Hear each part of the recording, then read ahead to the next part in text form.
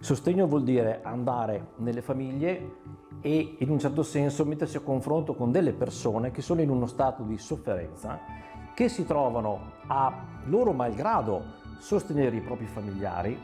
Ti trovi da solo, per quanto che conosci, che leggi, ho letto libri sull'Alzheimer, su questo, su quell'altro, però dopo sei tu, sei qua, sei da solo e gli aiuti, i consigli ti servono, aiutano. La cosa bella dei corsi online è stato che i familiari potevano seguire in diretta, comunque ricevere queste informazioni molto pratiche, mentre riuscivano a curare a domicilio sempre il proprio caro. Quindi ecco, questa è stata una modalità di informazione e formazione efficace.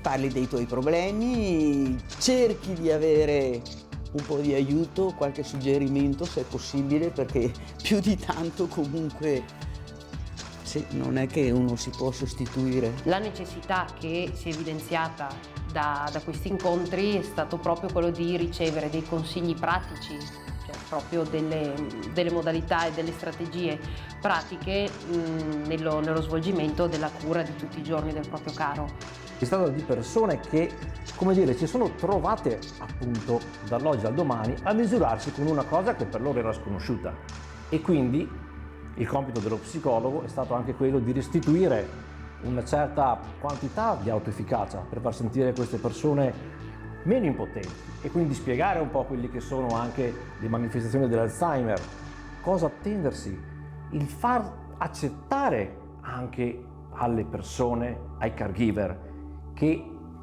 i familiari sono cambiati, che reagiscono in un altro modo. Il non trattare la persona come un malato, cercare di avere un rapporto è la cosa più difficile.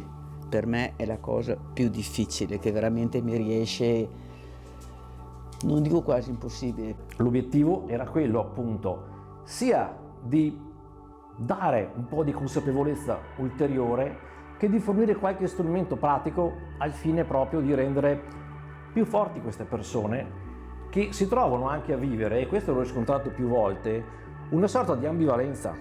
Sono persone che si trovano in un certo senso a vivere una vita tremendamente cambiata, una vita che è fatta adesso di rinunce, e queste rinunce sono operate da un loro caro, e quindi questa configurazione per molti è stata lacerante. Quello lì non è più mio marito, ecco, tendiamo. Non è che prima fosse il marito perfetto, però non è più la persona che conoscevo. È un servizio che ha riguardato una trentina di famiglie e di conseguenza ha chiesto anche una mobilitazione importante di energia e anche di presenza sul territorio. Sarebbe utile, oltre che bello, se si potesse continuare, perché finisce? No? Spero di no. Spero che continui.